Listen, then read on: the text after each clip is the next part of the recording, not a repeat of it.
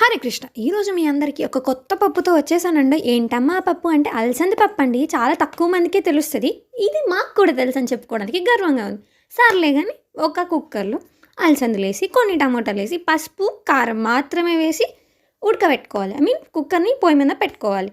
తర్వాత అంతలోపు మనం ఈ పోపు అంతా రెడీ చేసుకోవాలనమాట. ఆనియన్స్, ఇంకా పోపు గింజలు, ఇంకా కొంచెం ఎండుమిర్చి ఏసుకోవాలి. 2, 3 తెల్లగడ్డలు ఇలా పచ్చగా దంచుకొని ఏసుకోవాలి. తర్వాత అందులోపు పప్పు 6, 7 విజిల్స్ తర్వాత ఉడికిపోద్దా, దాంట్లో ఉప్పేసుకొని పప్పు గుత్తితో ఇలా అనుకోవాలి. ఈ పప్పు గుత్తికి ఒక స్పెషాలిటీ ఉంది. దీన్ని మా ఊర్లో ఉన్నప్పుడు చాలా రోజుల క్రితం మా డాడీయే చేశారు.